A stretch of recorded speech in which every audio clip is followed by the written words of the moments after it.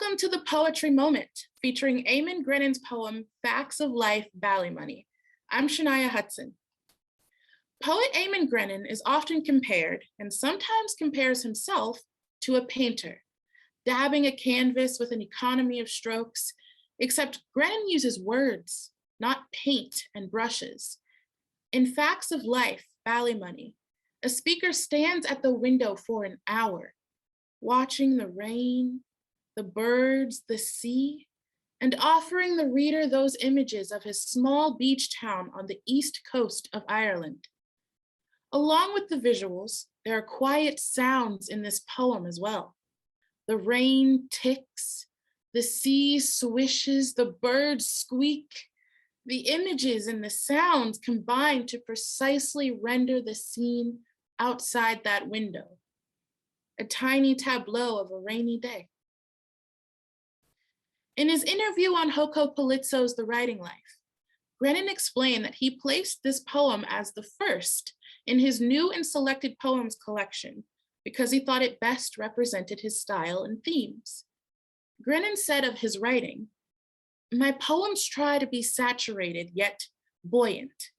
The music carries them along, and the detail keeps them loading down."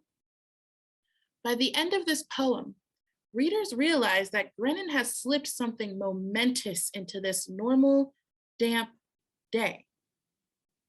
Something has happened, something with the gravity of life and death. The poem's title, Facts of Life, Ballymoney, and the intense and casual way the speaker renders the deaths of the cuttlefish at the lethal beaks of the herring gulls alerts readers that the event is both enormous and commonplace, like the deaths of the fish. Grennan was born in Dublin, but traveled into the west of Ireland with his father, who worked as a school inspector. Their family spent summers on the southwest coast of Ireland.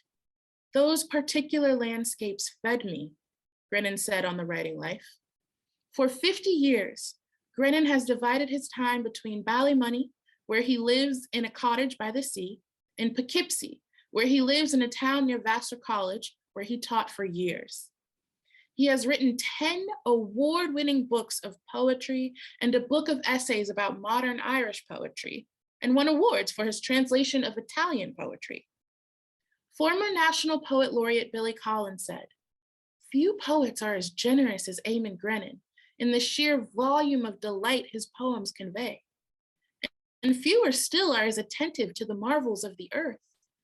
To read him is to be led on a walk through the natural world of clover and cricket, and most of all, light, and to face with an open heart the complexity of being human." And now, Facts of Life, Ballymoney, by Eamon Grennan. The sea.